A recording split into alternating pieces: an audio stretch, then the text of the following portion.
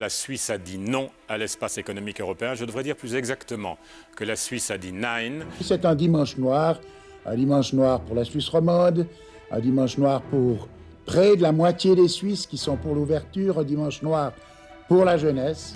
C'est oui à l'initiative contre l'immigration de masse. Les Suisses reviendront à genoux. Le 6 décembre 1992 et le 9 février 2014. Deux dates historiques dans les relations entre la Suisse et l'Union européenne. Deux moments clés de notre histoire où le pays, agité par une campagne émotionnelle, se retrouve coupé en deux au moment du résultat. L'état des relations entre notre confédération et son immense voisin n'a pas toujours été aussi spectaculaire. Et pourtant, ces épisodes sont cruciaux pour comprendre la situation dans laquelle nous nous trouvons aujourd'hui. Alors que l'accord cadre et les négociations avec Bruxelles font concurrence au coronavirus dans l'actualité, on vous propose de replonger dans les méandres de cette longue relation.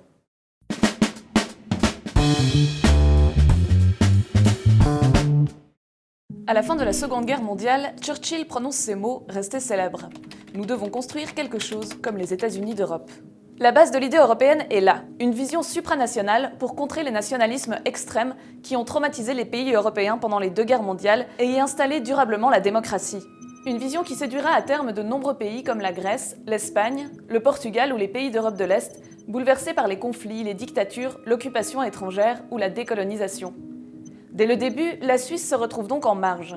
Épargnée par tout cela, elle n'a jamais ressenti le besoin de rejoindre cet idéal. À la sortie de la Seconde Guerre mondiale, elle se retrouve au contraire confortée dans son idée que son modèle est le bon, contrairement à d'autres pays comme la Belgique ou les Pays-Bas, pour qui la neutralité n'a pas suffi à éviter les problèmes. Mais l'Europe, ce n'est pas seulement une idée politique. Dès sa fondation, les questions économiques sont centrales. Le 18 avril 1951, signature du traité de Paris instituant la communauté européenne du charbon et de l'acier. Ainsi est établi le premier marché commun européen qui supprime les frontières intérieures pour le charbon et l'acier entre 6 pays. L'Allemagne fédérale, la France, l'Italie, la Belgique, les Pays-Bas et le Luxembourg. Et le 25 mars 1957, à Rome, sur le mont Capitole, les représentants des 6 apposent leur signature sur les traités instituant la communauté économique européenne, le marché commun et la communauté européenne de l'énergie atomique, ou Euratom. La Suisse fonde alors, avec 6 autres pays, l'Association européenne de libre-échange, AELE pour les intimes, pour leur faire contrepoids. Suivent divers traités et rebondissements qui mèneront à la formation de l'Union européenne, officiellement nommée ainsi à partir de l'entrée en vigueur du traité de Maastricht en 1993. Ces compétences sont alors étendues au-delà des accords économiques, notamment par la création d'une politique étrangère et de sécurité commune et une coopération plus étroite dans le domaine de la justice.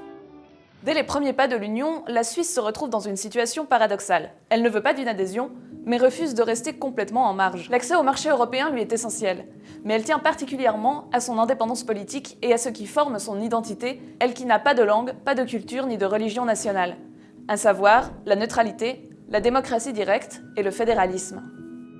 Dans les années 70, c'est donc la voie bilatérale qui est privilégiée. Les premiers accords de libre-échange sont négociés en 1972 et largement validés par le peuple suisse. Au début des années 1990, pourtant, le ton change du côté du gouvernement. Le Conseil fédéral annonce son intention d'adhérer à l'Union européenne et dépose sa candidature officielle en mai 1992. Une première étape dans ce sens est l'adhésion à l'espace économique européen soumis à votation populaire en décembre de la même année. À la fin d'une campagne particulièrement animée, le Conseil fédéral tient à rappeler l'importance que revêt pour notre pays ce prochain scrutin. Il est persuadé qu'un vote négatif compromettrait l'avenir de notre pays, mettrait en danger la cohésion entre les 4 cultures de notre peuple et ternirait l'image de la Suisse à l'étranger. C'est un refus à 50,3% qui coupe la Suisse en deux. Un résultat dont on n'avait pas encore l'habitude à l'époque et qui marque profondément la population. Toute la région francophone dit oui, et toute la région alémanique dit non, à l'exception de Bâle-Ville et de Bâle-Campagne, et je crois que c'est la première fois dans l'histoire. Certains vont jusqu'à évoquer un éclatement de la Suisse. Dès lors, le Conseil fédéral laisse de côté ses projets d'adhésion pour s'engager dans les négociations. Celles-ci aboutiront d'abord aux accords bilatéraux 1 signés en 2000.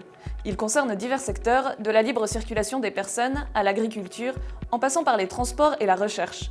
Ces accords sont liés par la fameuse clause guillotine.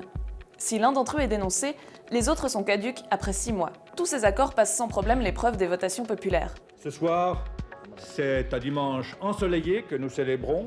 On va boire quelque chose, on va peut-être fumer un bon cigare. Ils sont complétés en 2004 par les accords bilatéraux 2, puis par les accords d'association à Schengen-Dublin, acceptés en 2005 par la population suisse suite à un référendum.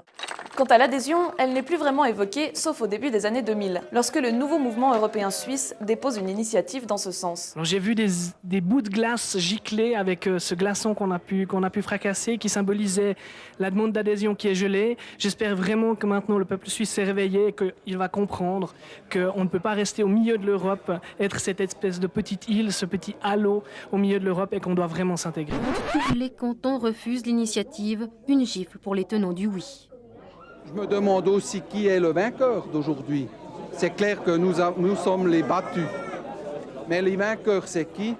Le choix des Suisses est donc plutôt clair et se consolidera à travers d'autres objets soumis à votation. À chaque fois, le peuple se prononce contre une adhésion, mais pour la voie bilatérale, jusqu'au 9 février 2014. L'explosion de joie de l'UDC. À 16h36, le canton de Berne livre enfin ses résultats et fait basculer le sort du pays.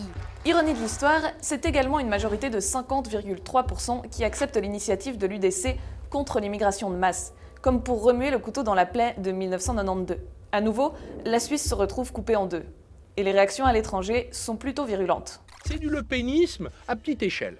J'ai beaucoup de respect pour le suffrage universel, mais là, c'est un suicide collectif pour les Suisses. La même année, le Conseil fédéral doit aussi faire face à l'initiative Ecopop, demandant une limitation de l'immigration pour des raisons écologiques.